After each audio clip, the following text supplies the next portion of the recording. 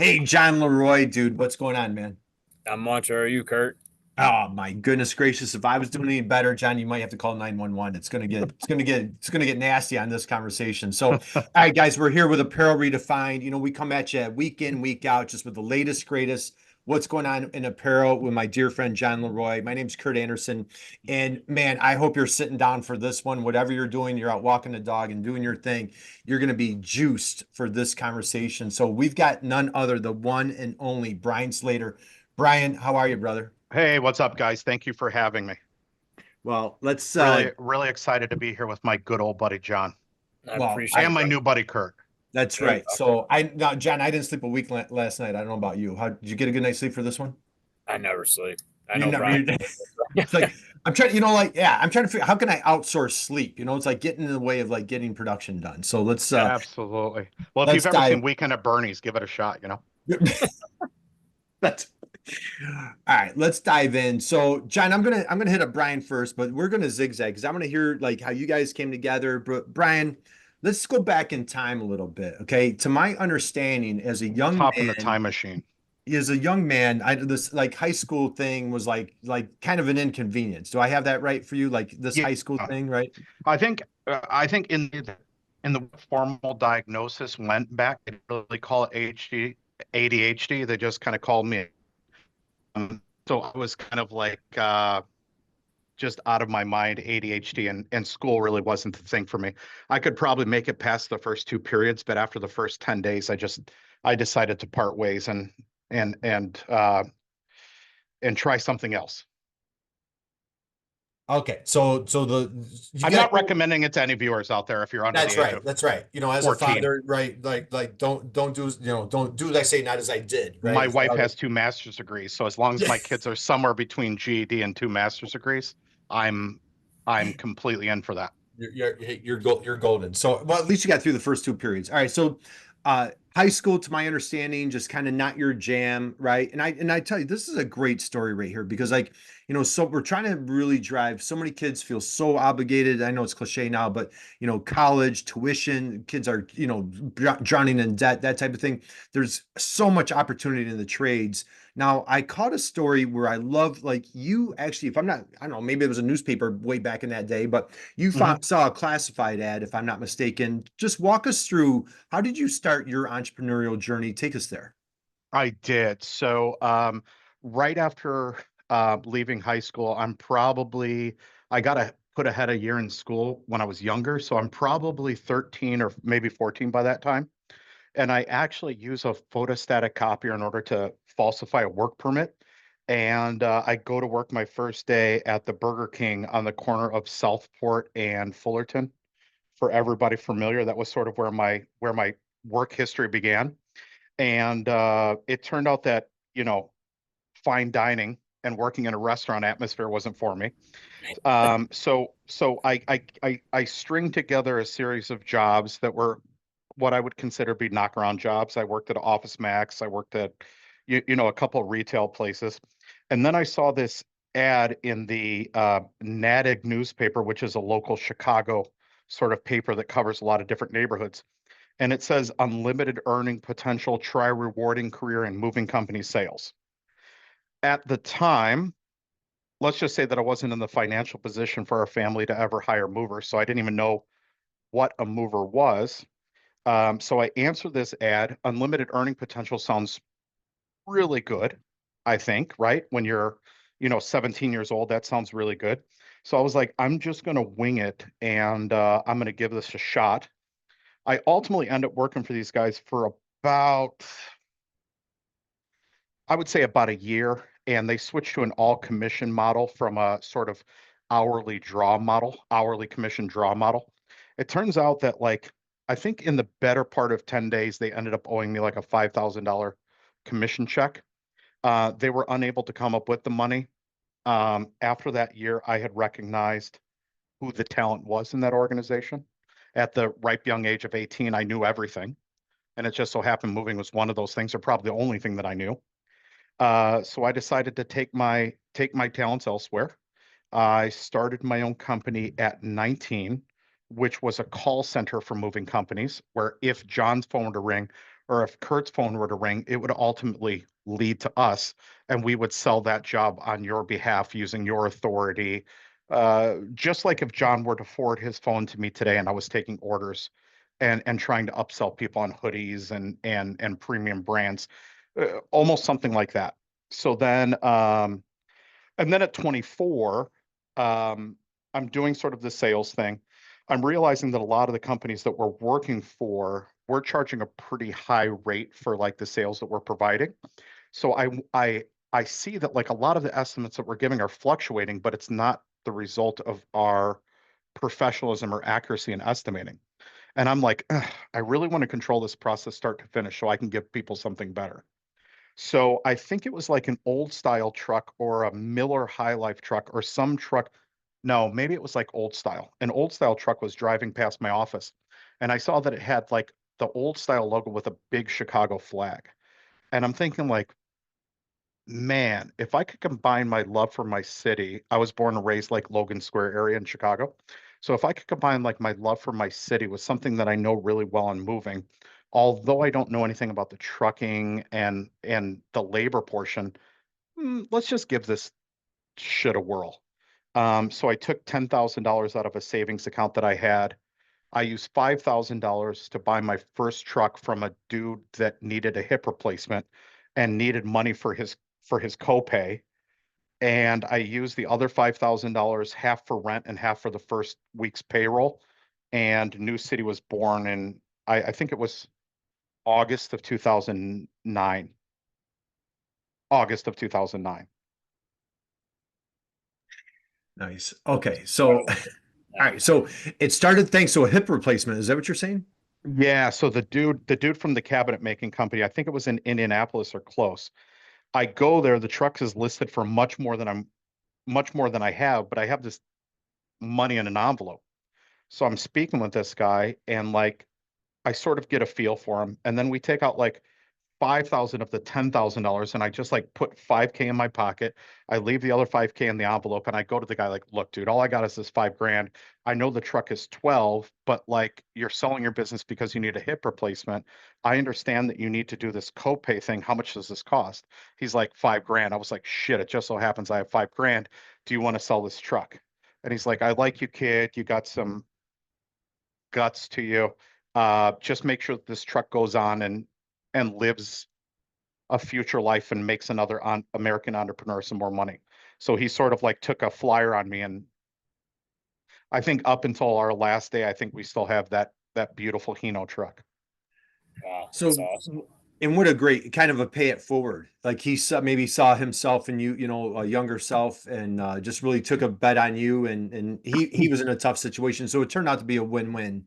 And but really sounds like you know, out of graciousness of his heart, really kind of helped you out there. Absolutely. Yeah, that was a pretty pivotal moment, right? If you don't buy that truck, do I, like the more I time that people have, the more time ideas have to linger inside of your minds, the more that your brain kind of tells you that you can't do it. Um, so I'm glad that things went down the way that it did. I'm glad that I took the risk. The first 10 years were utterly fucking brutal. I don't recommend it to anybody. I'm not sure that if most human beings don't have the stomach to have a bad day at their 9 to 5 Monday through Friday, try this shit. Like this is some real, like 80 hours a week, starting to feel like part-time. This is some real stuff here. But I think John knows that's what it takes to like all of these books about 3 hour work week, 5 hour work week. It's all like at some point you'll have diminishing returns when you're exhausted and you're just like sitting at a desk and nothing is really coming out. But more times than none, the person that's passionate about their product, the person that's dedicated to their product, and the person that's willing to go the extra mile, those are this type of success stories I hear more than not. Yeah, John, 100%. what are your thoughts hearing Brian's origin story here? Amazing. I haven't heard everything. I've heard, different parts of that journey, but it's motivating. It's also like, I know Brian, you go to conferences with other moving titans in the moving industry, and we talk Hmm. about, other people in our industry. especially like both of us are in service-based industries with, a very blue collar workforce. And it's not sexy, right? And there's no focus on the non-sexy work. But guess who was essential? You needed to wear clothes during COVID, and people were still moving during COVID, right? And there are a whole bunch of other industries, and there's such a dearth of manual, good, reliable labor in the United States. Like, it's kind of, we talk about what has become my passion. It's not really making t-shirts anymore. It's bringing a focus of manufacturing back into the United States, and solid careers, not just jobs, right? Because Brian's proven that you can provide careers to people in moving, and he's elevated tons of people inside of his company from, hourly to a career level and much more. And going through college, I held on a little bit longer, just mainly to play sports, but um, you're being prepped to be a cog in someone else's wheel. And, very early on, I didn't even go become part of someone else's wheel. I just knew that, like, if I'm going to do the type of work or the type of effort that's required to be successful, I'm not going to do it for someone else. I'm going to do it for myself. And, yeah, you ain't kidding. It's not for everybody. And I feel like there's a disingenuous story being told right now where, like, anyone can do it. Quit your day job, start your business. And we always talk about the beginning and the end are all that's talked about. But 99% of that messy middle, no one talks about, because not many people make it to the end. I think a lot of people in business are just looking for that kill shot right now, or that silver bullet, right? It just doesn't exist, dude. Wow. There is scan the internet, scan TikTok and Instagram for 1,000 years and try to find a sustainable get rich quick idea. Mm-hmm. Because if you found it that simple and it came to you that quick, it's either going to leave that quick or the next guy's going to do it better than you. Yeah. Mm-hmm. Yeah. So for me, it's like I saw moving as like, let me think about this. It's not capitally intensive. It gives me an opportunity to help people, which I really enjoy. It gives me an opportunity to be my own boss. And I'm not competing with Elon Musk, Warren Buffett, and Jeff Bezos. Let's give this a shot. Yeah.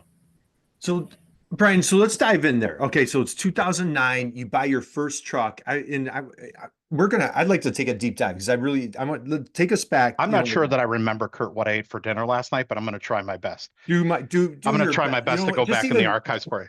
Just even make up stuff as we I think go my along, wife made right? tacos, by the way, so it's all coming back to me now. Good. All right. God bless your wife for making tacos, right? So I just had them for lunch. That's how I remembered. Even if they make up stuff. So, all right, you buy your first truck. Okay. Mhm. Now moving. Everybody is that's an industry like, in manufacturing, I have a lot of clients that I work with. Like, I have no idea what they do. People basically understand what moving is, right? Everybody for the most part has moved, whether you rally up your buddies, your friends, your family. They're like, all of a sudden everybody ghosts you when you need to move. So then you need a guy like Brian, right? So take us there. So you get your first truck. Do you start hiring? Like, walk us through the process in those first couple of years. Yeah, get my first truck.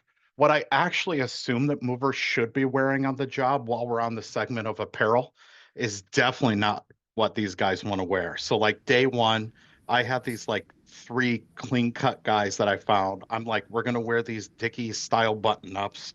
We're going to like effectively like if somebody were to go to Cintas and just point in the catalog and be like, I want that blue thing, that's effectively what our guys were wearing on day one. I had the assumption that, like, coming from the sales and marketing background, I had a completely different. It's a rude awakening. These guys just need like some moisture wicking dry fit shirts, and that's like completely it. Anyways, where this story is going is I get these 3 guys. We kind of do this photo shoot. I end up making enough money to wrap this truck. And it's sort of just like we completely screw the pooch and hit back into somebody's garage on the very first move of New City. And I don't know what you call like that, like sill or like that top of the garage. But yeah, we knocked out like, I think it was 25 or 26 bricks from the top of that garage. And I knew right then and there that I had my work cut out for me. But there was never a dull moment. So we continued to ride it out. I see in a lot of groups, like for Facebook, in like for entrepreneurialism, business moving.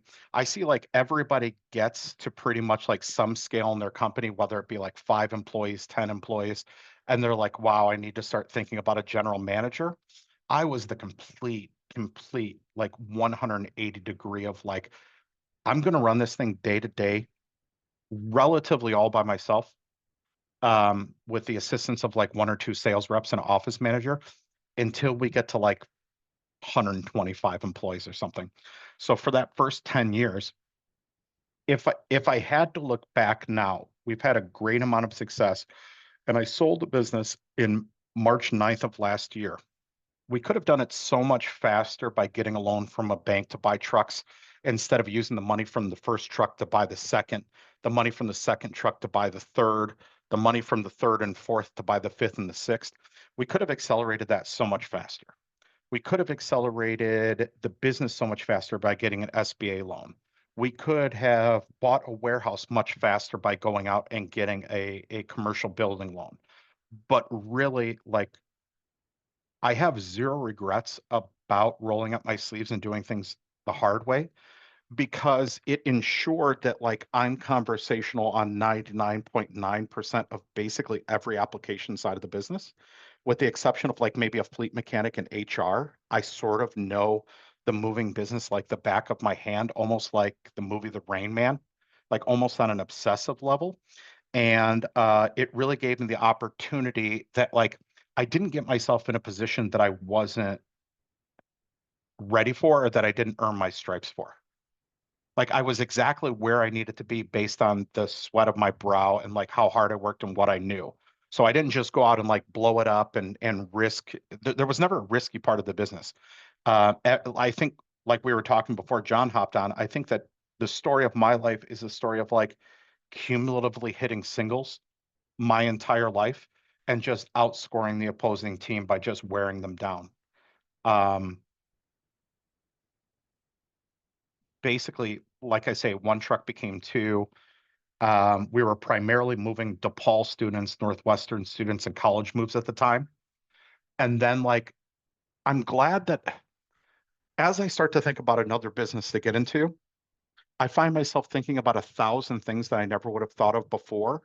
And I need to talk myself out of being risk adverse, right? It's like, well, what about product market fit? Or like, are we sure that the consumer base is there? What's the persona of the consumer? It's like, no, we were running a gunning in 2009. It's like, I think we're going to move college kids, but it turns out that we're really good at moving people out to the burbs that are getting married and combining households or having kids. It's also really good that we also turns out that we're really good after time at moving 6-bedroom mansions, right? So like just jump in there, let the consumer base decide what they need, carve out what your niche is inside of that need, and just ride it till the wheels fall. All right, so I want to dive in. I just want to give everybody a little scope of I'm going to throw some numbers out. Okay, so in 2009, started with a $10,000 investment. You completed 1,800 moves. Then 13 years later, you had 375 employees, a fleet of 130 trucks, 18,000 moves. Dude, like how I know think you're it tops out at like 26 million in revenue. 26 mil in revenue. So I have a bunch of questions I'm going to hit you with. First one, was there a point in time where you're like, you know what? I think I'm making it. Like, was there Nope, ever like when you went never, from like scrappy, never, like you're a bare mm-mm, knuckle entrepreneur? never, never, Never. You like never. you constantly had Not that not for 1 second. Not for sense of 1 second. urgency constantly. Not for 1 second. That, I never took, and it's actually for the worse, and I'm not proud of it, and I don't wear it on my sleeve, right? But like it was always sort of a situation by which like eh, I'm critical of myself when it comes to things that I don't do, but things that I do, I have so many ideas and so many things that I want to do on deck that I don't waste my time sort of reveling in the success that I've had. Because it's really like in regards to my lifestyle, yeah, I own my home now and I drive a Suburban now, right? But like I was living in a studio apartment and driving a $600 minivan. The wrap costs $1,500 and the van costs 600, like completely. But it turns out that if you wrap a $600 clunker with a $1,500 wrap, no, it's like lipstick on a pig, but it worked, right? Not that I'm recommending people to buy $2 shirts and embroider them with $15 worth of embroidery. Um, but there's never been a time other than like when I sold my business, I think me and my wife went out to dinner, like when it was all said and done. But there's never been a time where I was like reveling. The way that I explain my success is that like when you look in the mirror every day and you're gaining weight, you don't actually notice your weight gain. But if you were to not look in the mirror for a year and you were to gain 10 or 15 pounds, you would start to say, oh, my chin is less chiseled, or like my arms are a little bit more flabby, right? Um, I was just looking in the mirror every day. So you don't actually see that success. Also, I was so determined to know everything about the business and to do it masterfully. For better or for worse, I wasn't reaching out to any peer groups. I don't have like a business person that I looked up to or aspired to be. Um, I wasn't like going to chamber meetings or something like that. Like I was so focused and I had like my own queue of things that needed to be done that I never really looked for outside mentorship, influence, or anything like that. It was just like chugging along. Well, I want to dive into leadership, okay? Because basically, regardless, and we could dive into this, if you've been in accounting service or if you've been selling products or widgets or, you chose moving or moving chose you, however that works, right? And like you Mhm. said, you're like Rain Man level of just like completely obsessed with moving, right? What do you like? Talk, when you build up a team, you go from like three dudes that you go from you to three dudes, you built up 375 employees. That takes like, you have to have an exceptional leadership ability. You have to, right? And I know you're a very humble, modest guy, but just for other entrepreneurs out there that are hearing this, like, man, I want to do that. I want to build a thriving company. Just share a little bit, like, what were some things that you felt maybe went right? Or like you said, I didn't have a lot of mentorship, didn't do the networking groups. Like, what was it in you that was able to like get this calling, this following to build up hundreds of employees, 8-figure company in moving? Just share a little bit on your leadership, maybe skills, philosophy. Like, what was Yeah, it? yeah. I think that a lot of my background and driving force for like the things that I do in my life come from being raised by a single mom on welfare. So I think that there was such a fear of holding a cardboard sign under a bridge that I think that really like this isn't like a story of like drug use, or this isn't a story of like being in prison for attempted murder, right? Like this is just a story of like a kid from Chicago whose parents maybe didn't make some of the right decisions and who landed themselves in extreme poverty and understanding what it wasn't like to eat 2 or 3 nights a month. Like that's really where the story begins and why that driving force never really goes away. Because it's like even after I did sell my company, there's always this idea of like this can all go away tomorrow. And like if you have it in the market and you really don't spend that much, it's not going away. So that's number one. Number two, by the grace of God, I had a really humble beginnings. And I think that regardless of what level I got to in my head, I'm always like the dollar menu kid. So I never really outgrew that. Um, so I think that I treat people how I want to be treated. I never had an idea. I've never been a big fan of hierarchy in companies or like titles. I think that we had them. So, like when John comes through the door, he understands who he should talk to in regards to purchasing. Or like Kurt, if you are doing some company investments for us, you know who to go to the CFO. But like internally, we knew that like the cleaning lady named Juana that cleaned for us, right? Like, if we had all these amazing employees on the phone doing sales, or these amazing employees in dispatch, these amazing movers, that if that office weren't clean, we could not attract some of the best and brightest talent. So it's like just really looking in the fact of like we live in an ecosystem and just understanding that everybody has their role to play inside of that ecosystem, I think was like really imperative. And then there became a time, probably 3 or 4 years before I sold the company, where I went from like very transparent to almost like fully transparent. Um, what do I mean by that? When I started, I had a small pizza, so I could only give you and John a slice, and because I would still need enough to feed myself. But as the company grows and as the pie grows, it turns out that you have like an extra large pizza and you can give away more slices on that. So what did I do? I gave away profit share to some of my key managers, and people that were extraordinary became extraordinary by having that little bit of skin in the game that they could determine their own outcome. It really was the decision maker between like, let's get those fuel cards and save the 3 cents. I know it's going to take time for me on a Saturday, but let's go ahead and do that. Or let's go ahead and bring back that rental truck on a Friday night when we don't need it on a Saturday so we don't get charged for an extra day. So it's all those, like, I really noticed the company start to soar. I got a story, and I'll make this quick, but I got a story about when I met my CFO, Bill Raspy. And during that time, my wife was giving birth to my first daughter 5 years ago, and I really needed some renewed faith in the company in regards to our growth track, because we had always grown like 30% year over year, sort of compounded, and then you go from like 1,800 moves to you just go from like $1 million to $26 million in revenue, and that's, looking back, I never really realized that we were as large of a company, or like one of the largest, if not the largest in the Midwest, because I didn't really view it in that way. But I remember Bill telling me like, yeah, I'll sign on with you. I love what you're doing. I love how you're customer focused. I love your interactions with the employees. I love that you're not a like a phantom owner, right? Or what's that called? Phantom ownership or something. Absentee owner. I'm glad that you're not an absentee owner. He said, so let's give this a shot. So that night, I recall sending an email out to my team to advise them that we were low on like post-it notes and toilet paper.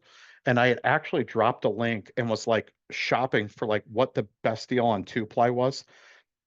And then I had sent them an email about like, let's get the yellow post-it notes because those are the easiest to read. And I think that the dark blue ones are like, they're a little bit hard when you write in black. And this dude's like, hey, when I signed up to be your CFO, like, I didn't sign up to work with somebody that like you're smart enough that you're a visionary, but you don't have faith in yourself. Like you think that you're a fraud. And I was like, maybe in some ways, like I never really. So then he's like, guess what? You're like a visionary leader. Focus and double down all of your time on being a visionary leader, and let's double the size of this business. And stop worrying about what toilet paper and what post-it notes. And I made that change, and I think our company doubled within the next, we were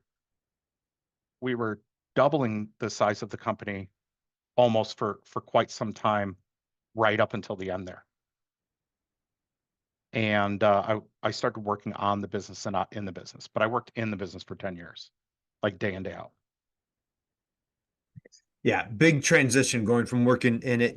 John, let's get you on stage here. Thoughts of what you're hearing so far from Brian? No, I mean, I can attest to it. I mean, going to visit him before the catastrophe. I mean, that's a hell of a story, but in itself, when the wall or the building next door collapsed into his beautiful office space, complete renovation. But I mean, they had a beautiful, like, I mean, it's like boiler room, but a much nicer version where they had their bullpen. And there's Brian. You know, when I met him, I think the first time it had to be like 2018, 19, maybe 17, 18 in there. And, I hear about him through. I saw him on a podcast, really, or a Q&A with Matt Laracy, and then one of the guys I was using for some projects around here for concrete, I think, did your parking lot, Damian Valdez, and he's like, "Hey, you got to Yep. meet this guy Brian." And so I kind of used both of those to kind of get my foot in the door with Brian. I actually, on the podcast with Laracy, he asked you like who or what superpower could you have, right? And I think you said I forgot the name of the movie, but you would love to have the power where like you could just download a book information without reading Oh it. yeah, that's Short Circuit with Short Johnny circuit. Five. Yeah, yeah.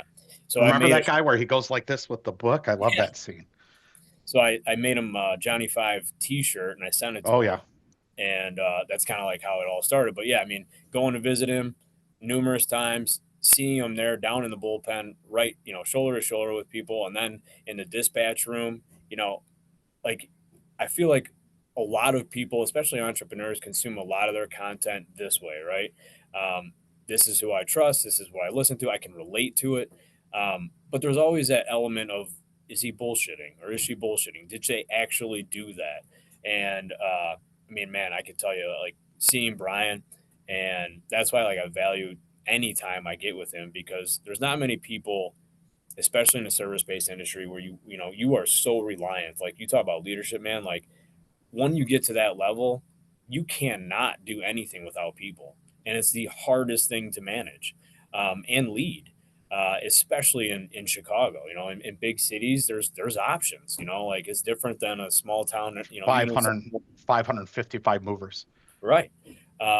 So yeah, I mean, it's amazing because even today, when you say like, you haven't participated in mentorship groups, you haven't done that, like I'm struggling with that right now because I feel like, oh, am I at the point where I need to? But it's like, but then that takes away from like 15 other things that I can be doing.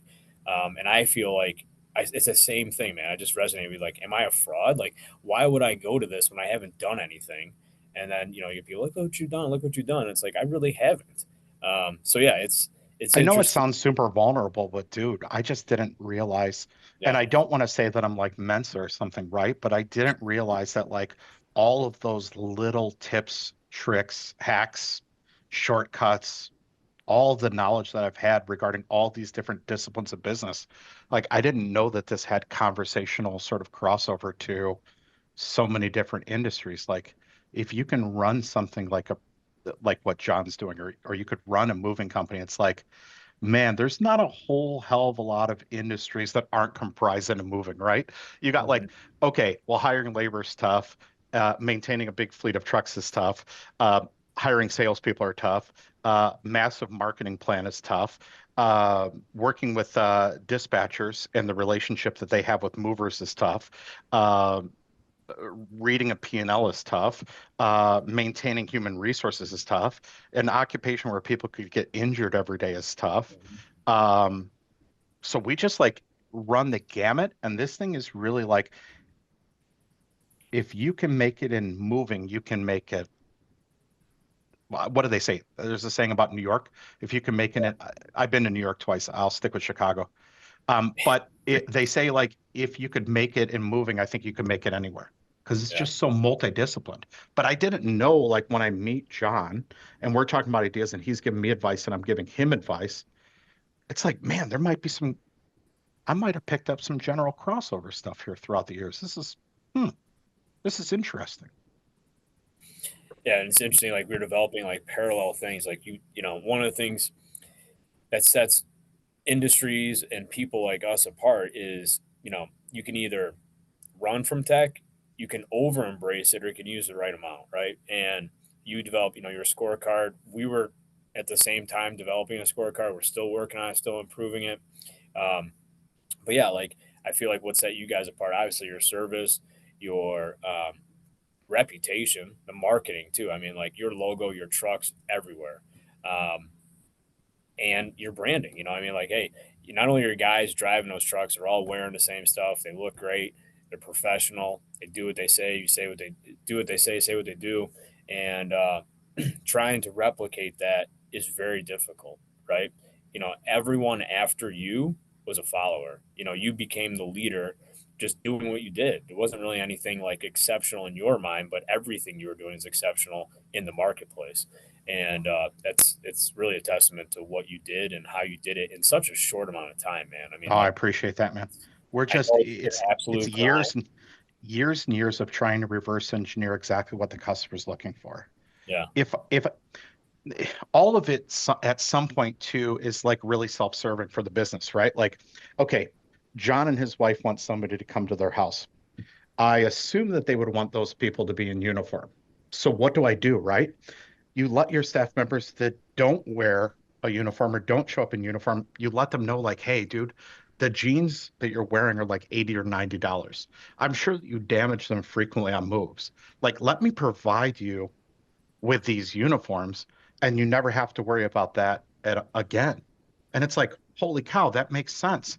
Also, if you show up in those uniforms, the gratuities that the customers will give you will be higher. Also, if you show up in those uniforms, if you do accidentally damage something, it'll look like an accident because you're a professional mover instead of it just looking like I picked you up at Home Depot and now the customer's going to call and nitpick for every little scratch on a piece of furniture. So there's like compounding effects to something as simple as a uniform and understanding that it all starts with like human behavior and understanding what consumers want.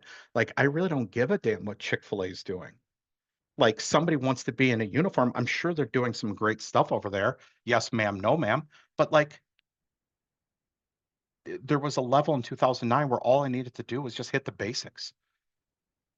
Nice people that that want to help the customer, that show up in uniform, that we're paying $2 or $3 above scale. We're paying 100% benefits for every employee in the company out of pocket. Why would you?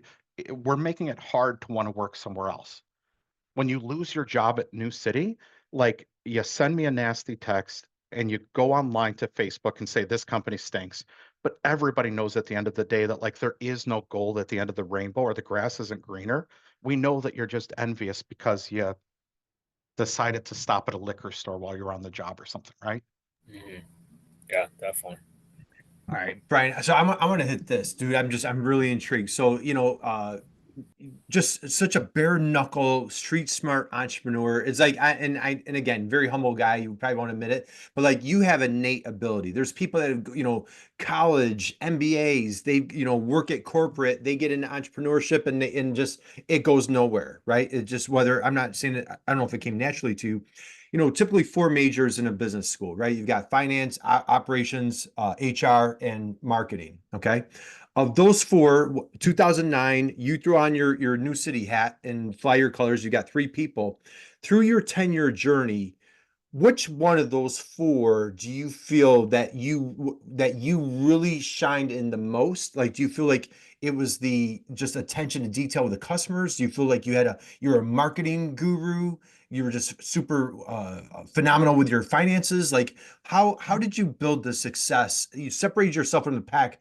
550 competitors. Like, dude, like we can't overstate of like what you've accomplished here, right? I think so. Everything has its place in certain different aspects of the business. I think like we've always thought of technology as a way to assist human beings in streamlining operations. So whether that, like, we never really replaced, at the same time that everybody was looking to have an online form that would quote what your move is going to cost, we were actually like going in the complete defiant opposite direction and been like, if there's so many people that just have these generic stale forms, what if we just got on the phone and said, yes, ma'am, no, ma'am, and we're here to help? Like, wouldn't that be something? And like, so I think that was, I think I think treating people like you want to be treated and an advanced idea of technology and the role that plays in business was like the starting point or like the big bang for us.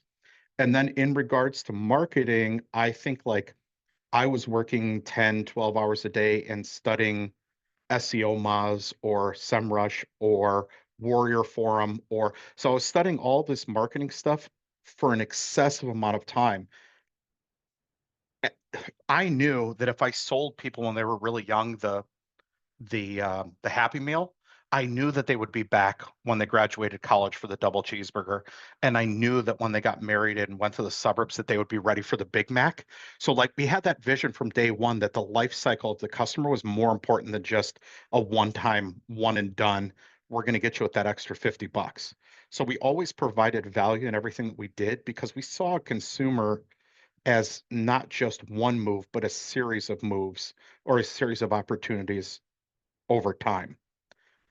Everything that I learned on a P&L, I would say came midway through latter on in my career. I would say at the early years were just like, um, running the business in a scarcity model and not wanting to spend a bunch of money on unnecessary labor or like unnecessary administrative when we really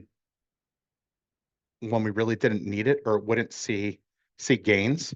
So I think we were so lean for the first 10 years that like the finances worked themselves out because we were charging people fairly, but we weren't pissing out the other end. Um, the marketing stuff came naturally, but marketing is sometimes like a feel. Um, if you go to marketing school, like I grew up remembering being 2 years old, 3 years old, 4 years old in the inner city, going to the thrift store with my mom and like seeing somebody that was maybe schizophrenic. And I thought to myself, like, how am I going to get myself out of this situation if something goes wrong here? And you just like combine all of those little micro events, maybe 10,000 happened to me when I was a kid. And you combine all those things and you get really good at like just having a gut feeling for what somebody wants on the opposite end, whether that be a relationship, a friendship, a business acquaintance, a customer.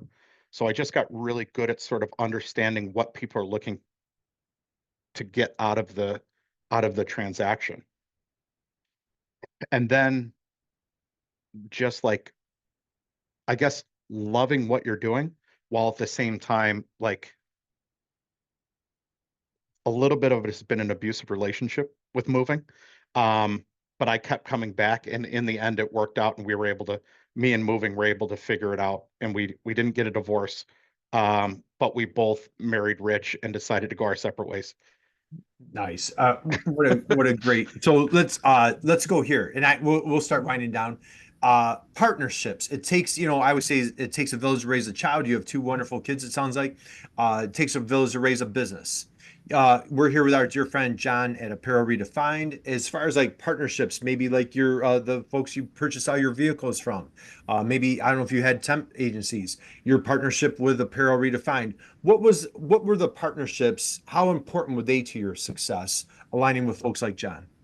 Yeah. I would say the person that I was buying boxes from, or the person that in this case at Apparel Redefined that I was buying uniforms from, right? I saw the relationship as being I have to shop John once a year to keep him honest. I have to shop the box company once a year to keep them honest, but I don't need to blow a relationship over a couple pennies or a couple dollars because the relationship of knowing that John will show up at my doorstep with a box of shirts if I really tell him that I'm in dire straits. The fact that I'm paying $20 more for that box when that gentleman says, you know what, I'll have it there to you in an hour, I'm going to drive over, is like it's penny wise, pound foolish for me to go overseas, buy those shirts, wait for them to come in a shipping container that are $20 cheaper and less quality, and blow the relationship with John because I know that this dude will come through for me in a pinch when I need him. It's stupid for me on my box vendor when I could get a roll of shrink wrap $1 cheaper and I can save myself $1,000, but it's going to end up the not having the product on the floor when I need it is ultimately going to end up costing me $3,000. It's hard to find vendors and partners that you can trust. And if you find those people, keep them honest once a year, right? Like nobody should go unchecked. But like I was making it as close to a friendship and as close to a partnership and a relationship as possible with my vendors. And just making sure that I was setting up that checks and balance just to make sure that things hadn't fall off the rails. But I trusted people until I had a reason not to. And for people like John, people like my box vendor, people like my attorney, Patrick, there was never a funny penny in there. And that gave me hope to keep going at times when things get difficult, knowing that I had people in my corner. Man, dude, God, this is a great conversation. John, what are your thoughts here as we start winding down? What's going through your mind? No, I just think back to like how we met, and you walk into a situation, whether it's a referral or cold like that. And you could tell when people are genuine. I think, Brian, you touched a little bit on like intuition, right? Where you have that intuition over a series of thousands of events of knowing what that person wants either to hear or the outcome as you described it. And you can also sense bullshit, right? And you deal with that a lot, because people are shopping you. If they want to go move and they got 549 other options, they're definitely shopping you. But yeah, looking at the customer as a long-term, um, endeavor in partnership, like especially in the city, right? You have that entire life cycle of that customer where we're moving in for, post college or college, and then somewhere else in the city post college, and then married and move out to the suburbs or somewhere, in a more domesticated area of the city. I think that's, obviously looking at that too, like penny wise, pound stupid, or whatever the simile or Penny analogy wise, is. pound foolish. Yep. Pound foolish. It's just a long-term view, and not many people are willing to look at long-term view because their horizon is super short-term. It's the immediate gratification, not only of just the deal, but of the day, right? Like, oh, I got to do this today. So I think it's rare to find like that long-term outlook in everything that you do, whether it's, for me now as I'm gonna say a new father of a 4-year-old and 2-year-old, but it's like I look at things that I'm doing now, and yeah, I can get them to shut up by putting on a TV show, but like, is that impacting their future, for the next week? Beyond that, it might give them the immediate gratification that's going to impact their ability to develop as a human, as a young man. And as you get older and you go through this, you see all these parallels, right? Kurt, you're a baseball guy. We talk about baseball as a microcosm of life. Um, Same thing running a business. You look at like, the 4 different important areas of running the business. They're all interdependently important. And like Brian said, like when you're doing this on your own for a long time, you can speak to 99% of almost all of it. And I think it's really important. Now, there is a point, like when you hire your CFO, I'm not there yet. Um, that's where like where we're at right now, 18 years in, I struggle on the P&L side, right? And it's like you have to be able to get to that point to get better at it, right? And it's not like certain, like, hey, if I'm trading stocks and You don't want bonds, to pull a mystery lever. yeah, I better be good at that from day one because that's my business. But it's just really dependent on the industry you're in and what you're doing. But from a relationship base, man, I just want to say thank you. Like, I know you're super busy, but I really, even though we're about the same age, I really look up to you. I mean, you are taller, and that's not hard to do. Not hard to do when you're around me, but no, I just appreciate your I'll sit passion. down every time we talk from now on, John, if that's what it takes to earn your friendship. Yeah. I'll sit and we can talk. But I got to say this to the viewers out there, right? Like, call me old fashioned, but I want to pay 10 or 20 cents additional for a shirt, knowing that I'm sending his 2-year-old and 4-year-old to college instead of funding some mega corporation overseas, right? Like, that's just, I think we've kind of gotten away from that as a country and as a group of people. And like, I know that every time that I had a relationship with my box vendor or my attorney or John, right? Like, I always left a little bit on the table because I want those. I never want somebody to walk away feeling like they got had, because how many times can I do that to John until he says, "Nah, it's Friday afternoon. Do I really want to pick up the phone for this guy?" You know what I mean? Like, what would it cost me over my life? I paid maybe a couple $100 to John over what I would have paid for some cheap commoditized product. Um, but the dude picked up the phone for me, and it felt nice that both people were doing something to support their families, and it was a win-win. And like, you don't always have to get your way 100%. Like, if I beat this guy up so hard and it's not financially worth it in order for him to do business with me, like, how enthusiastic is he going to be? So like, you have to understand that, like, much like I need to take care of and support my family, like, don't beat up people, especially like people on your level, like me and John are, don't beat up people so hard that you're taking away. Like, John's a dude that just needs to support his family too. I think we're all in this together. We're all in it together, man. We're stronger as we bond together. So, Brian, all right, dude, we're gonna start winding down, man. I guess we are gonna wind down. First off, I want to this was a gift, a true masterclass for myself. Anybody listening to this, I mean, go back, hit the replay button, just play it over and over. Brian, let's close out with this. Words of wisdom, parting thoughts, maybe say 19-year-old Brian, 24-year-old Brian with $10,000 in his pocket, having no idea whatsoever what the future holds. 60 seconds or less, what advice would you give yourself or that young entrepreneur? Maybe it's even a seasoned entrepreneur starting out for the first time. Best business advice that you would love to pass along. I would tell my 19-year-old self, if I didn't have direction, I would find an industry that I was interested in. I would go to work for that person for a summer or maybe an entire year for free, just to learn the industry inside out from somebody that is master level in that industry. I would digest everything that person could possibly give me, and then I would go out and execute it to the best of my ability. John, we're just going to drop the mic on that. We really shouldn't say anything else. We'll just end on that right there. So, Brian, I want to give a heartfelt thank you to you. I want to send a congratulations to you, your wife, your family for just this monster success. Wonderful exit with your company. Again, guys, Brian Slater started with 10,000 bucks in his pocket, bought a truck, built it up, 375 employees, 20 plus $26 million moving business, 550 companies, competitors, and he was the top dog. So, Brian, commend you. We look up to you, admire you, respect you, wish you massive. I can't wait to see what your next venture is because I know I can just see it, dude. I see it in your eyes. You got something cooking. We're gonna have you back on the show, John, and we're gonna see what Brian, what's the next industry that Brian's gonna disrupt, right?